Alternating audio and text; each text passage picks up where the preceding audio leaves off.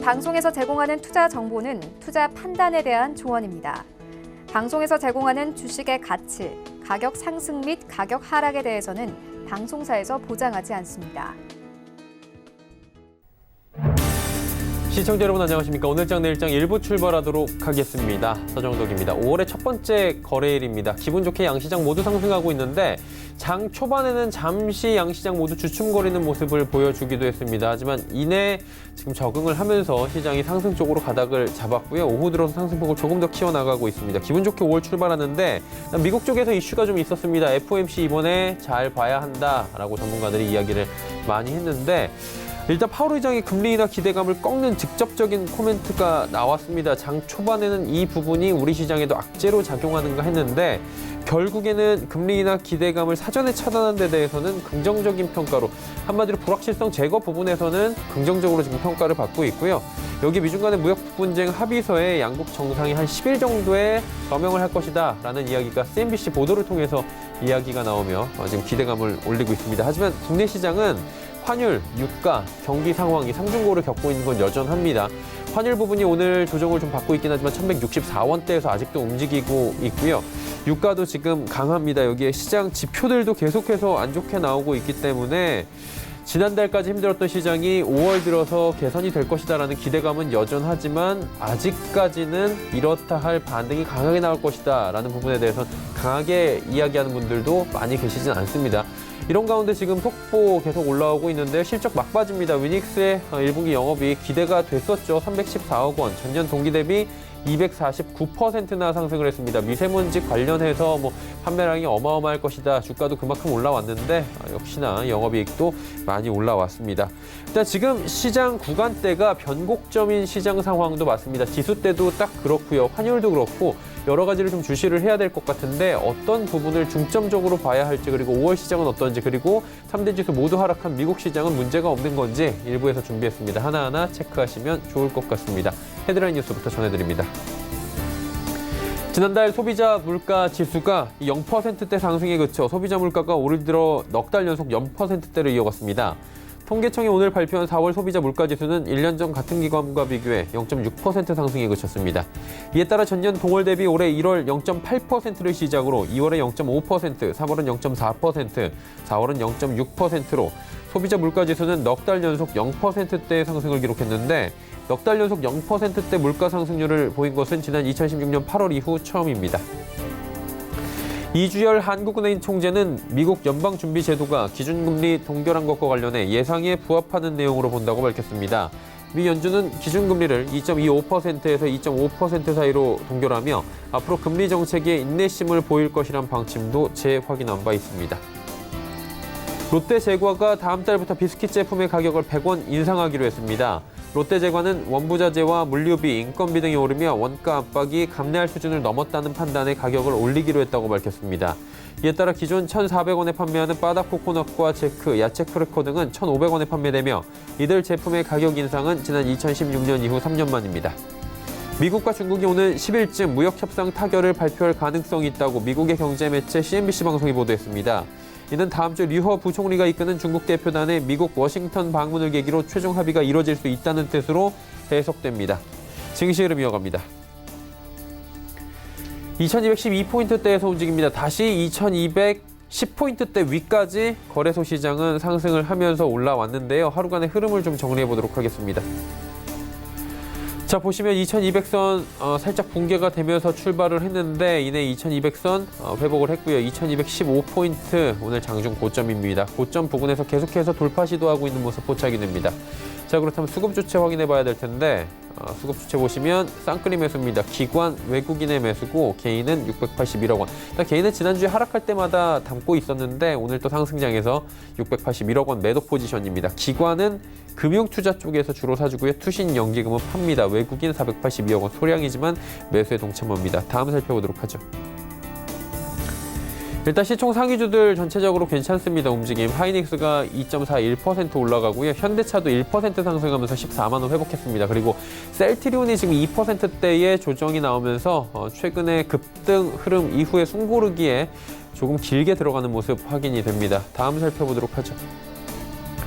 LG화학, 삼성바이오로직스, 포스코, LG생명까지 모두 빠지는 가운데 현대모비스가 무려 3.23%나 올라오면서 24만 원대까지 터치를 합니다. 오늘 운송장비 업종 괜찮고요.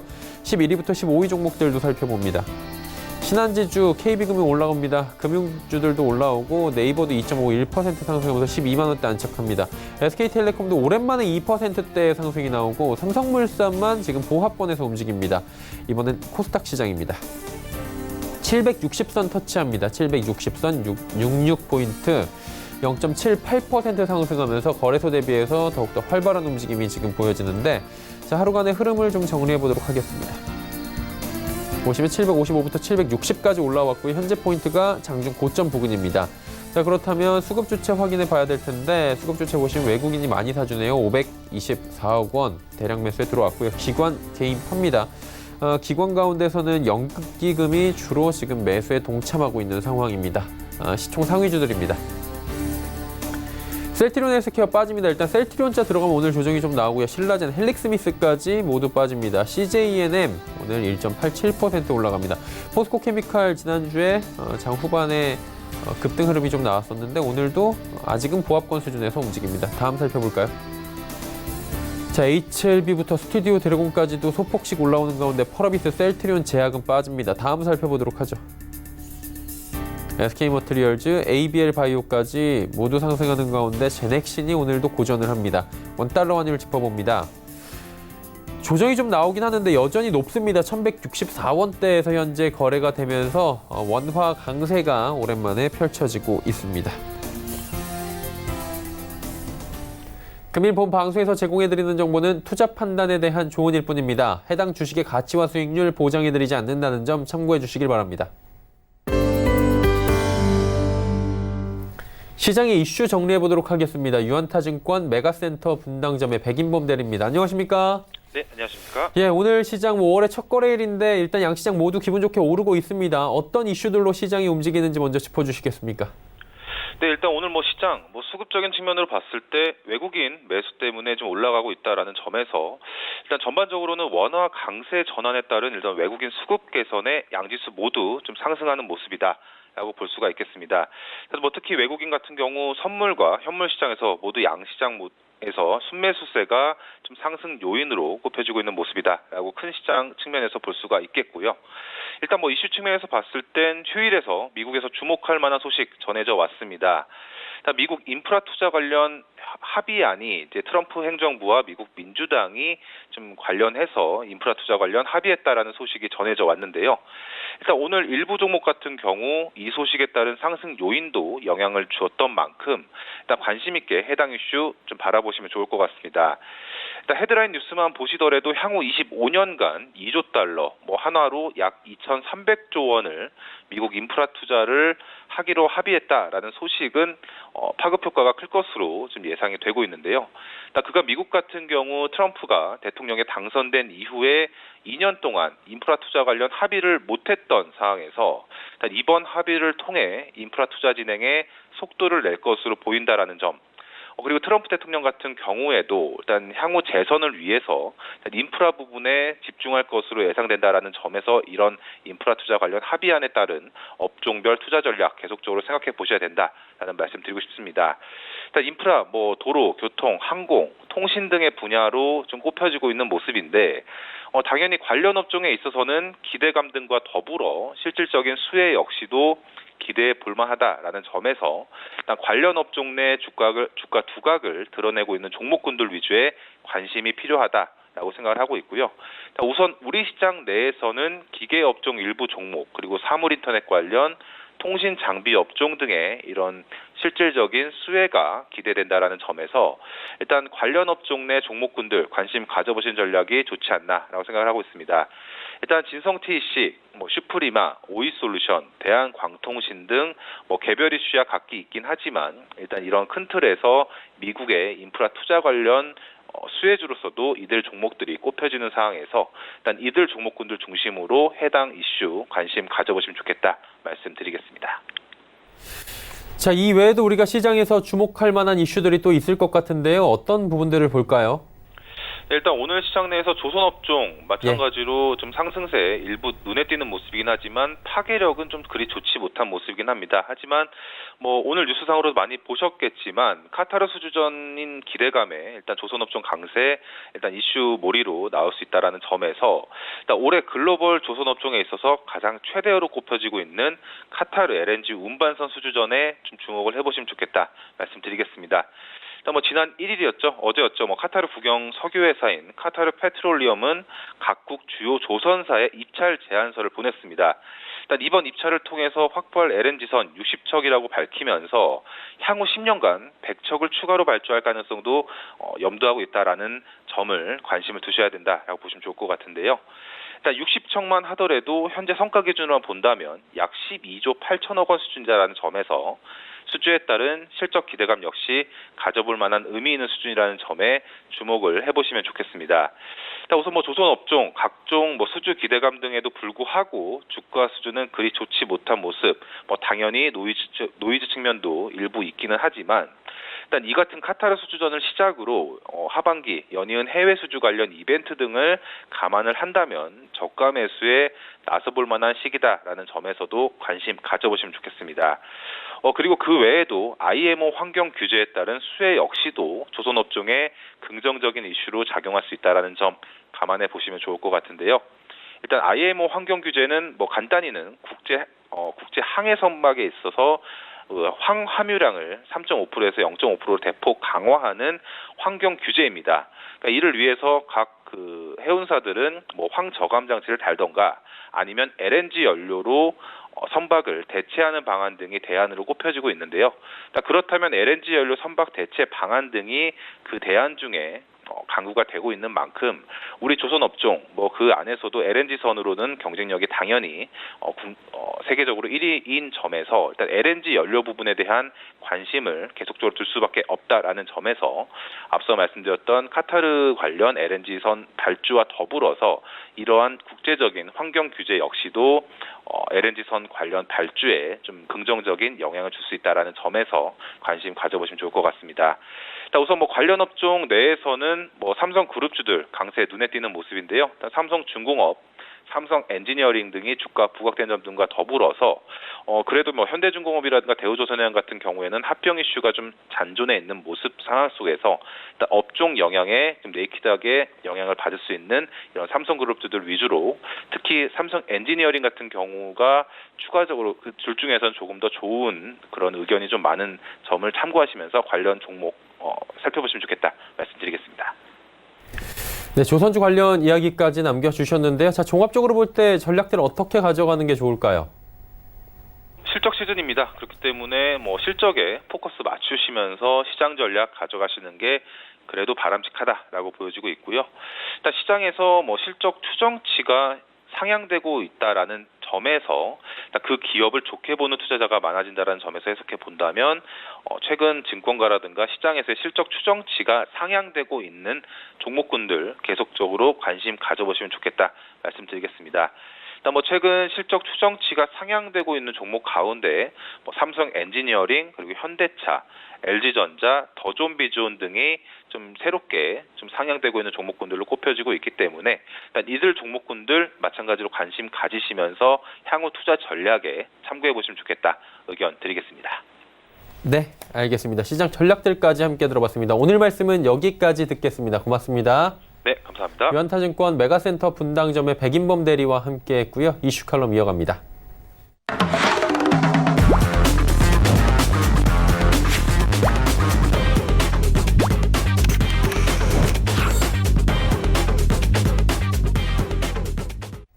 이슈 칼럼 시간입니다. 미중산업경제연구소 조용찬 소장과 함께합니다. 소장님 안녕하세요. 예, 안녕하십니까? 예, 우리 시장은 5월 첫 거래일에 지금 안정을 조금 찾고 있는 모습이 보여지는데 미국 시장 리뷰를 해본다면 파월 의장의 발언도 있었고요. 지금 실적 시즌이 끝나가면서 조금은 조정이 나오는 게 아닌가라는 얘기들이 있습니다. 미국 시장은 어떻게 바라보는 게 좋을까요? 아무래도 미국 시장 같은 경우에는 그동안에 상승에 따른 숨고르기가 펼쳐지고 있지만 주식 시장 같은 경우에는 조금 더 상승 여력이 있지 않나 이렇게 보여지는데요. 이같이 보는 거는 뭐 세계적인 경기 둔화 우려가 후퇴하고 있고요. 새로운 자금 유입 가능성이 제기되고 있습니다. 이뿐만 아니라 주가는 상대적으로 그 최고치를 경신한 뒤에는 아무래도 고평가 우려가 있었는데 이번에는 그런 우려가 없이 주가가 저렴하다는 겁니다. 미국 투자신탁협회 자료를 보면요. 연초부터 4월 둘째 주까지 ETF를 비롯해서 투자 신탁으로 유입됐던 자금들을 보면 현재 178억 달러 유출 초과 현상을 보여주고 있습니다. 하지만 앞으로는 이 자금 유출이 멈추고 유입으로 바뀔 것으로 보여지는데요.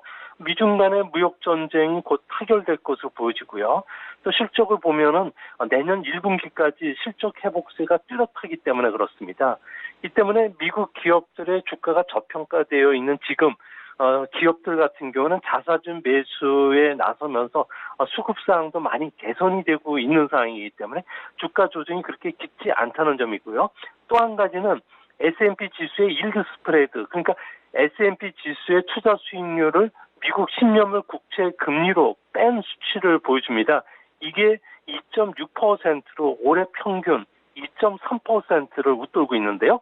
이 일드 스프레드가 수치가 클수록 주가가 더 투자하기 매력적이라는 상태를 알려주기 때문에 현재 채권 시장으로 나갔던 자금들 같은 경우에는 10년물 국채 금리보다 미국 그 S&P 500 지수에 투자하는 게 더 투자 매력이 높기 때문에 앞으로도 자금 유입이 꾸준하게 일어날 수 있다는 점에서는 주가 조정 시에는 적극적으로 임하셔도 되지 않을까 생각이 됩니다.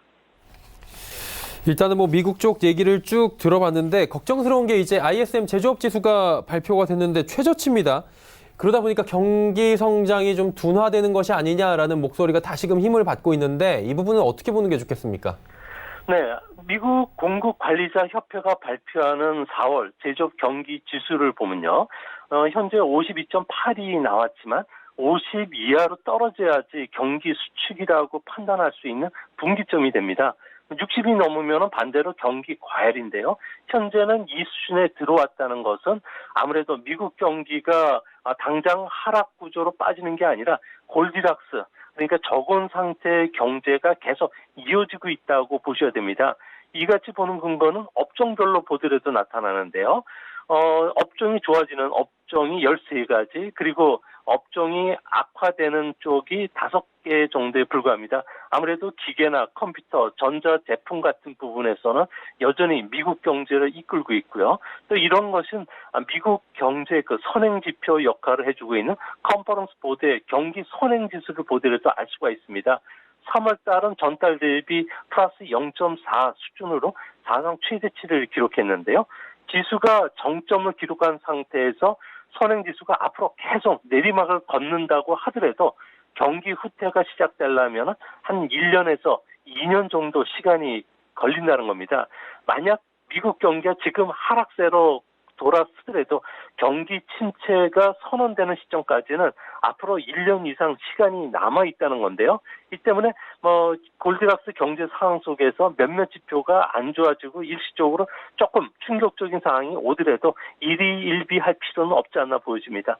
그런 측면에서 봤을 경우에 이번에 3월 고용지표의 실업률이라든지 그리고 그 비농업 부분의 고용자 수 그리고 시간당 임금 부분을 봐야 되는데요. 시장에서는 이게 나빠지지는 않을 것으로 예상을 한다는 점에서는 앞으로 개인 소비를 중심으로 해서 미국 경제는 계속 꾸준한 그 확장 국면을 이어갈 가능성이 지금으로서는 더 높지 않나 보여집니다. 네, 그리고 미국 정치권 여야 같은 경우에는 향후 20년 동안 2조 달러 이상을 인프라 투자에 하겠다라고 합의를 한 상황입니다.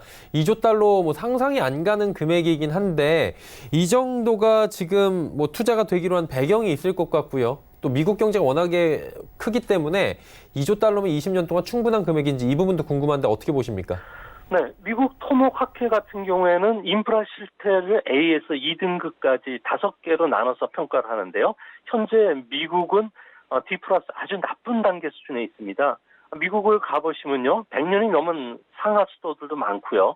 50년대와 60년대에 지어진 도로라든지 교통 설비 그리고 공공시설들이 질이 지금 상당히 악화되어 있습니다.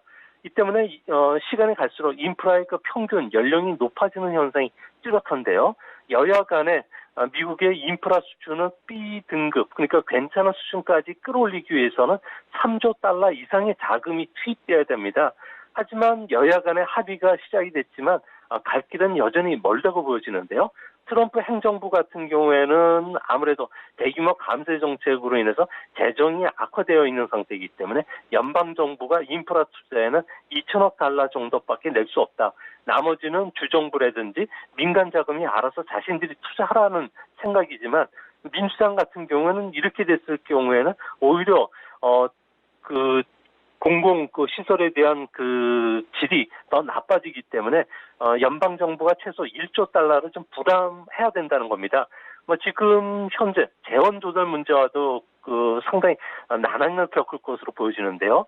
아무래도 국방비 감축이라든지 휘발유세 인상이라든지 채권 발행 같은 경우를 할 경우에는 아무래도 대선을 앞두고서 트럼프 입장 입지가 약화될 수가 있기 때문에 앞으로 20년간 2조 달러 인프라 투자 계획은 막상 협의가 들어가면은 1조에서 1조 5천억 달러 수준까지 좀 떨어지지 않을까 보여집니다.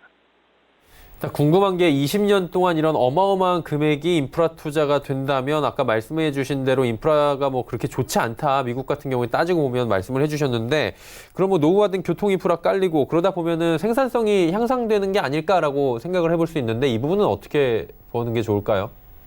네, 매년 한 2천억 달러씩 10년간 인프라 투자가 계속 일어난다면은 성장률도 높아지게 되고요. 세수도 늘어나는 만큼 경제적 효과도 상당히 커질 것으로 보여집니다.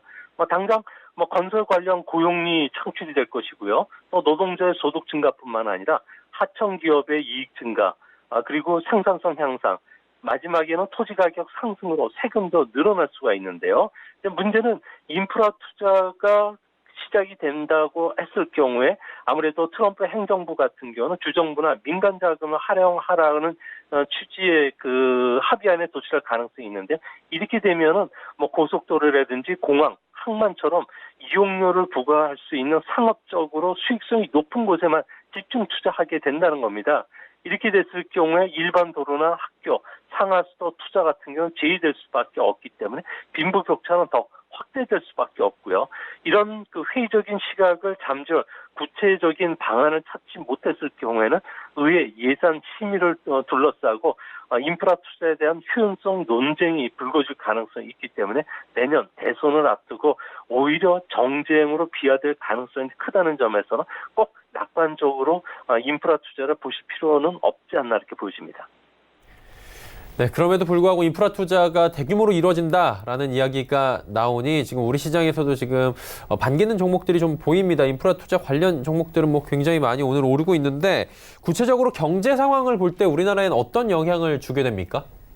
네, 미국의 인프라 투자가 예상대로 시작이 된다면 내년 성장률을 0.5%포인트 전후로 끌어올리는 효과가 있게 되고요. 이렇게 되면은 내년 7월을 넘기는 최장 경기 확장 국면, 그러니까 120개월을 넘어간다는 겁니다. 이렇게 됐을 경우에는 아무래도 세계 경제에도 상당히 긍정적인 역할을 해줄 것이고요. 기업들의 설비 투자 확대뿐만 아니라 개인 소득 증가, 주식시장 화랑도 기대가 된다는 점에서 미국에 대한 소비재라든지 자본재, 소재 관련 기업들에게는 호재가 될 가능성이 큰데요. 아무래도 인프라 투자 초기에는 소재나 산업재에 대한 특수가 발생할 가능성이 큽니다. 이뿐만 아니라 이번 인프라 투자는 제4차 산업혁명과 맞물려서 5G 통신 보급을 확대해주는 정책들이 나오게 될 것으로 보이는데요. 이 때문에 우리나라의 반도체라든지 스마트폰 수출도 늘어나게 되고요. 이뿐만 아니라 의료 진단기기라든지 이런 것들이 원격 진료들도 가능하게 되고요. 또한 현재 미국 안에 있는 자율주행 자동차를 비롯한 전기차 보급이 확대된다는 점에서는 우리나라 기업들에게 다양한 혜택을 주지 않을까 보여집니다. 그리고 지금 이란 부분을 저희가 봐야 될 것 같은데요. 오늘 시각으로 이제 자정이 지나게 되면 이란에 대해서 제재가 들어가게 됩니다. 이란 역시 지금 NPT 탈퇴나 호르무즈 해협 봉쇄 등을 강수로 맞불을 놓고 있는데 결국에 이 부분이 원유 공급에 차질을 주는 거 아닌가라고 지금 걱정들을 많이 하고 있습니다. 실제로는 어떻습니까? 네, 원유 가격은 크게 세 가지 요인에 의해서 결정이 되는데요. 생산 비용, 수급 요인, 그리고 원유 선물 시장의 투기라든지 지정학적 요인이 결정이 됩니다. 현재 산유국들의 원유 생산 비용은 1배럴에 $42 전후기 때문에 이 수준까지는 내려가지는 않을 것으로 보여지고요. 지금 $63의 유가에는 수급 요인이 한 $5 전후가 반영이 되고 있고요. 원유 선물 시장의 투기라든지 지정학적 요인이 한 $15 정도 반영이 되고 있습니다. 이 때문에 앞으로 유가와 관련해서는 수급 요인보다는 투기라든지 지정학적 요인이 더 큰 영향을 끼칠 것으로 보여지는데요. 이란이 세계 석유 교역량의 30%를 통과하는 호르무즈 해협에서 아무래도 군사훈련을 핑계로 해서 원유 수송을 차단시켰을 경우에는 지정학적 요인이 더 올라가면서 유가가 상승할 가능성이 있다는 겁니다.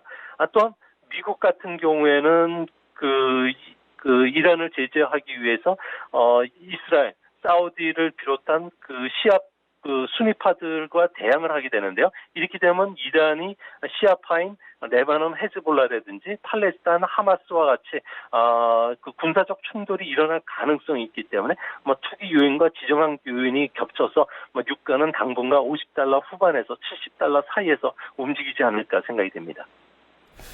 결국에는 이렇게 원유 공급에 차질이 생기게 되고 여러 가지 요인에 의해서 기름값이 계속해서 우리나라도 지금 오르고 있는 상황인데 경제에 이게 적지 않은 영향을 주는 것으로 알고 있습니다. 우리 경제 과거 사례를 볼 때 어느 정도 타격이 옵니까? 네, 우리나라의 산업 연간 분석표를 보면요. 원유 가격이 10% 상승하면은 산업 전체로는 0.24% 원가 상승 요인이 발생하는데요. 이뿐만 아니라 국내 성장도 0.2%포인트 하락하게 되고요. 생산자 물가는 0.37% 정도 오르기 때문에 아무래도 유가가 올라가기 시작했던 올해 초서부터 시작이 됐기 때문에 보통 6개월이 지난 뒤에는 소비자 물가에도 직접적인 영향을 끼칠 수밖에 없고요. 또 유가가 10%만 상승한다면 제조업은 원가 상승 부담이 0.36, 서비스업이 0.13%이기 때문에 기업 실적으로 하반기부터는 본격적으로 나타날 가능성이 큽니다. 아무래도 석유나 석탄 제품, 비금속 광물, 1차 금속이 악재가 될 것으로 보여지고요. 또 서비스업 중에서는 석유를 주요 비용 요인이 되고 있는 항공사나 해운사, 물류 기업이 경영난을 받게 되지 않을까 보여집니다. 반면에 조선과 철강 같은 경우에는 고유가로 석유나 LNG 운반선 발주가 늘어나게 되고요. 해양 플랜트 수주나 또 철강사 같은 경우에는 석유 시추 수요가 늘어나기 때문에 유종용 관광 수요도 크게 증가한다는 점에서는 서로가 시기가 좀 엇갈리는 모습이 나타날 것으로 보여집니다. 네. 결국에는 이제 원유를 어떻게 이용을 하느냐에 따라서 산업계는 희비가 엇갈릴 수밖에 없는 건데 소비자들 같은 경우에는 일반 서민들 같은 경우에는 지금 기름값이 당장 문제긴 합니다. 지금 10주 연속으로 상승하고 있다고 하는데 소비자 기름값은 지금 얼마나 오를 것으로 지금 예측이 되는지 궁금하네요. 네, 국제 유가 같은 경우에는 단기적으로 $70까지도 충분히 올라갈 수가 있을 거로 보여지는데요. 과거 사례로 보면은 전국 주유소의 휘발유 평균 판매 가격은 1,550원 전후까지 올라가게 됩니다. 만약에 $90대까지 올라간다면은 주유소 가격은 1,700원대가 평균 가격이 될 가능성이 높은데요. 이렇게 되면은 아무래도 이번 달 7일부터 유류세가 11%에서 7%로 축소되는 시점에서 휘발유나 경유, 공공재 요금 가격이 앞으로 줄 인상이 있을 거로 보여지고요. 특히 개인 소비자들 같은 경우에는 공산품 가격 상승, 또 항공사의 유류 할증료까지도 올라가기 때문에 기름 부담 요인이 개인들이 체감하는 부분 아무래도 배 정도 올라갈 것으로 보여지는데요. 특히 이란산 원유가 나프타가 많이 함유가 돼 있다는 점에서는 이란산 원유를 통해서 우리가 뽑아내고 있는 공업용 비닐이라든지 그리고 인쇄 잉크, 합성 고무, 합성 섬유, 합성 수지 그리고 염료, 의약품, 비료 가격도 시차를 두고 올라갈 수밖에 없기 때문에 하반기 물가 압력은 우리가 생각했던 것보다 좀 강해지지 않을까 보여집니다.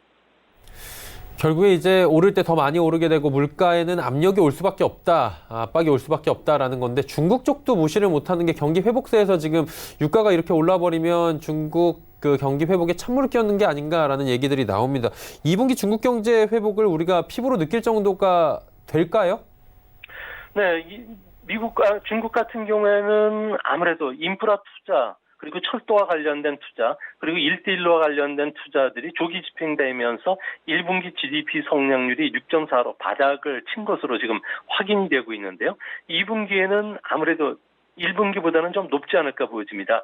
4월부터 자동차라든지 가전제품의 보급이 좀 확대되면서 그 보조금이 지급이 되고요. 이 때문에 현재 자동차와 관련된 판매들이 좀 늘고 있습니다. 이뿐만 아니라 세금 경감 조치 그리고 재정 정책을 통한 그 내수 부양들이 일어나고 있기 때문에 부동산 개발뿐만 아니라 제조업의 생산도 늘어나고 있는데요. 최근 주가가 많이 올랐던 만큼 자동차 판매도 고소득자를 중심으로 해서는 2,500cc 이상 대형차들이 잘 팔릴 정도로 하반기로 갈수록 중국의 경기 회복은 피부로 느낄 수 있지 않을까 생각이 됩니다.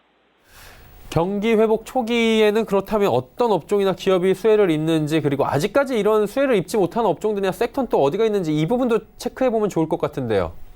네, 아무래도 현재 경기 회복 초기였기 때문에 시멘트나 조강, 강제 생산 증가율이 최근 들어서 두 자릿수 증가세를 보였고요.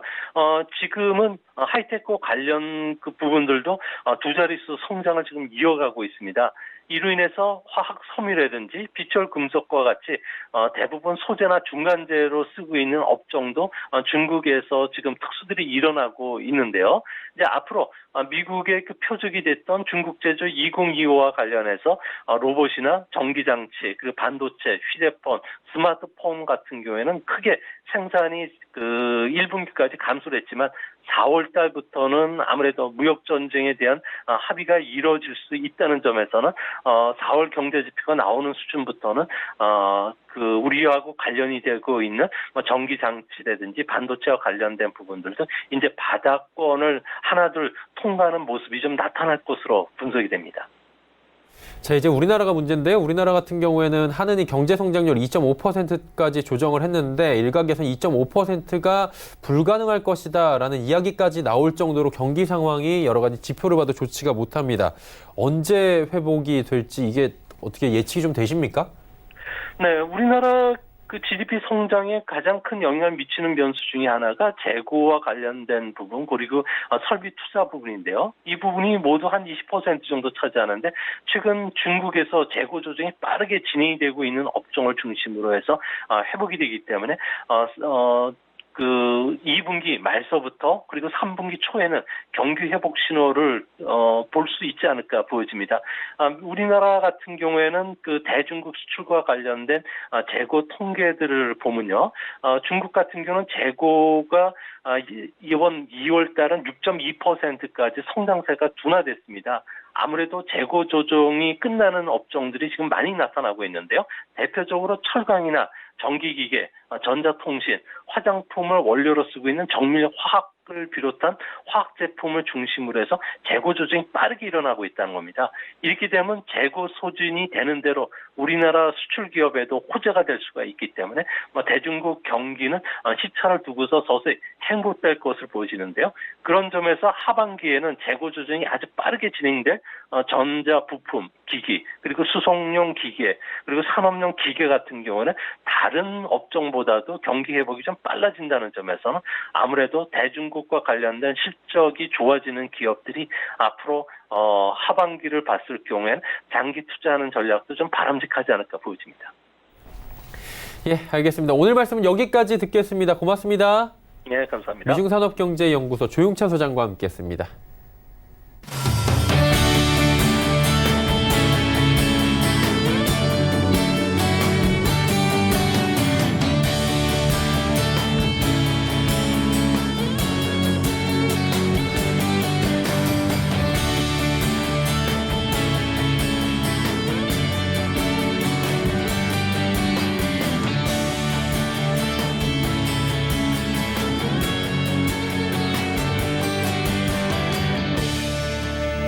오늘장 내일장 1부 함께 하셨습니다. 잠시 뒤 2부 예고해드립니다. 오늘도 2부에서는 두 분의 전문가와 함께 종목 짚어드리고 종목 상담까지 이어가는 시간 레벨업 트레이딩 타임 시간이 준비가 돼 있습니다. 2부도 많은 시청 부탁드리겠습니다. 고맙습니다.